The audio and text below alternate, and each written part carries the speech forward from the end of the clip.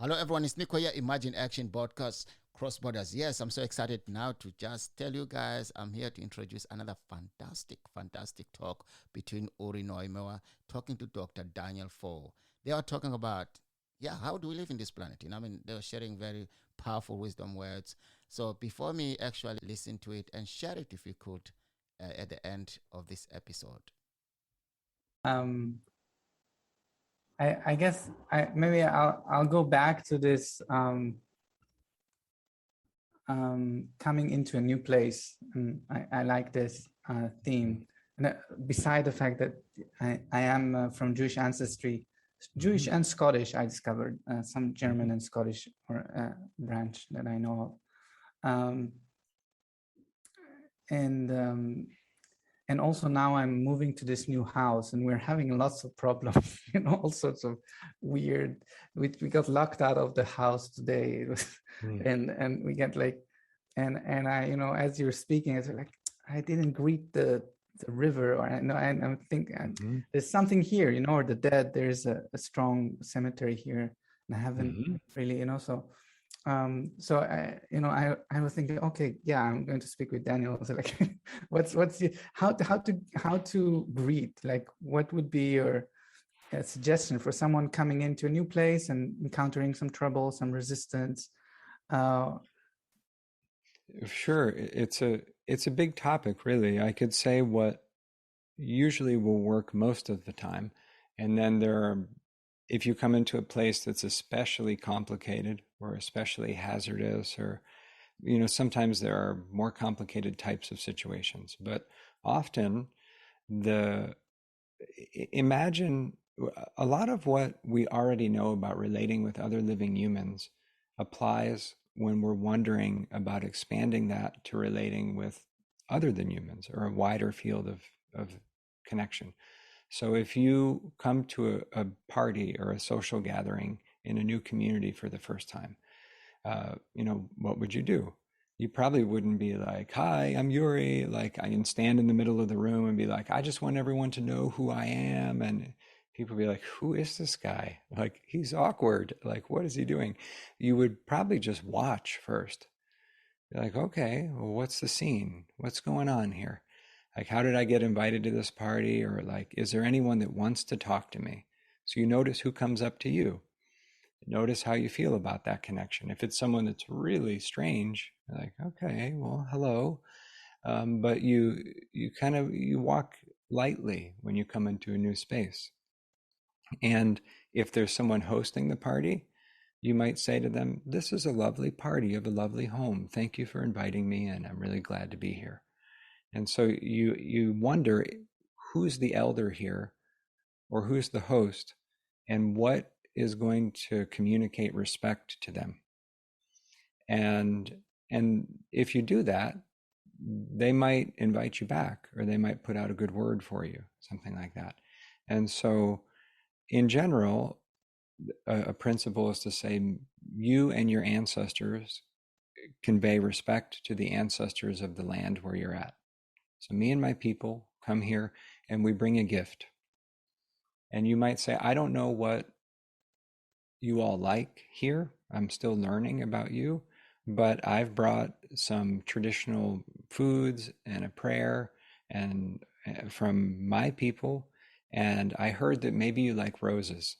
So I've also brought some roses. And I'm going to set these at the cemetery, and I'm not sure where is best, but I come with good intent. Peace." Whatever it is, or maybe you bring them to the river, or maybe, so you do your best. And when we don't know the ritual, we wing it. There's a beautiful verse from Oturpo Meji or Logbo Meji in Ifa Yoruba tradition, of a child who is being asked to divine for others, or like a young person, and he's just like, I never learned this. Like, my parents died young, or I didn't get the training. And so he invokes his ancestors in the moment, and improvises, and it goes beautifully.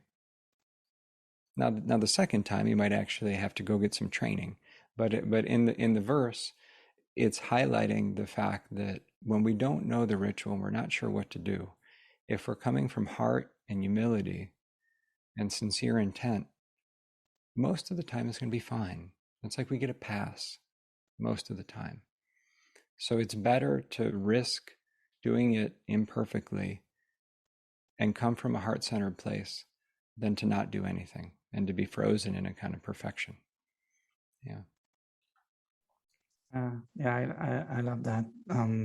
Sometimes they call it beginner's mind, or this kind of and my daughter, she's 7 years old. She's amazing. And actually, when I'm kind of not sure what to do, I just look at her, and because she creates these rituals, like she very naturally, creates these rituals, putting some. The place we were before had this big garden. This one doesn't have, and she would spend hours of just taking plants and making invisible soups and things like that, and playing in this imaginary worlds. But it was clear for me, seeing her, that it wasn't really imaginary in the sense that it's real. It's imaginary and it's real at the same time. So and that she's accessing something we can all probably access, but we kind of forgot or get educated out of. That's right. So yeah, it's great that you're bringing this work into the world and kind of opening a door. And I would love for you to share more. Like with Nico, we are also working on a project starting Voicing Gaia, which will also started kind of collecting videos and people speaking as and with Gaia and different Earth places, and thinking about a action performance during the COP26. Nico is in Glasgow, where the COP26 climate conference is held this year, but it's going to be also worldwide, as we're living in this interconnected world, even more so. But Nico is our local host there. So there, I can imagine all sorts of interesting conversations or things that might happen and exchange.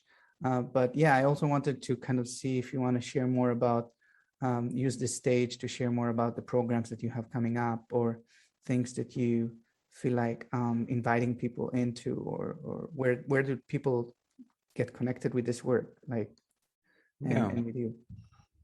Well, the website of ancestralmedicine.org we have a lot of free resources. We host pretty thorough online courses on ancestral healing and reconnection, and also animism and earth reconnection. We host a guide of practitioner training for folks who vocationally wish to learn how to carry out ancestral healing services for others. And we have a directory of currently 68, I believe, practitioners of ancestral healing. So one-on-one sessions with folks, and those are currently available in, I think, English, Spanish, French, German, Dutch, and American Sign Language. And so, our intent is to have the work be accessible more and more to people in other languages. So that's one thing I would say about the organization. And it's my intent more broadly to mainstream these kinds of things, to have them be very normal. The idea that relating with the ancestors or relating with the earth requires a certain belief is a very Protestant way of thinking about it. And very much about, like, what's your professed doctrine, something like that. Most of the world that's not Protestant, I know I'm giving Protestant Christianity a hard time a little bit here. Most of the world is more concerned about what are your ethics? What do you actually do? Not even what you think your ethics are, but what do you actually do? Are you making choices that communicate respect to people you don't like? Are you honoring the earth? Are you being a person with hospitality and integrity, or not? If you are, great, we have common ground. Let us get along. If not, I don't really care what you think you believe. You're not moving in integrity.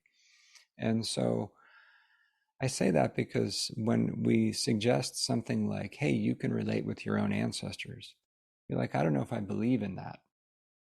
Okay. Well, I say, well, there's a very small thing. You can't even see it, but it can do things like make pandemics. Be like, well, I don't believe in that. Okay. Well, it believes in you. You might want to consider a vaccine if you have access to it. So there's a way in which the framing for all this stuff is ideally more pragmatic and relational and less religious and less about doctrine and all that. I don't know if I believe in the ancestors any more than I believe that I fully exist. But practically speaking, my wife and kids would think it weird if I walked upstairs and told them I didn't exist. And so we have this practical sensibility that I want to encourage people to move from. It doesn't matter if it's real or true. It's more about, does it bring more love and kindness and connectivity and purpose into your life? If so, move toward it. It's good. Well, collectively, we're down lineage from a lot of really hard stuff and a lot of just war and genocide and that's like difficult things. And so when we can intentionally cultivate more like play and love and spontaneity, that's not avoiding the hard stuff. That's a really sensible strategic response to the big collective pain, because that's not going anywhere. Right? We got to settle in for metabolizing a lot of that. But that's what I'd say is just for anybody listening to feel like it's really normal and really fine to come back into relationship with the rest of life. You don't have to sign up for a certain tradition or take a new name or any of that kind of stuff unless you want to.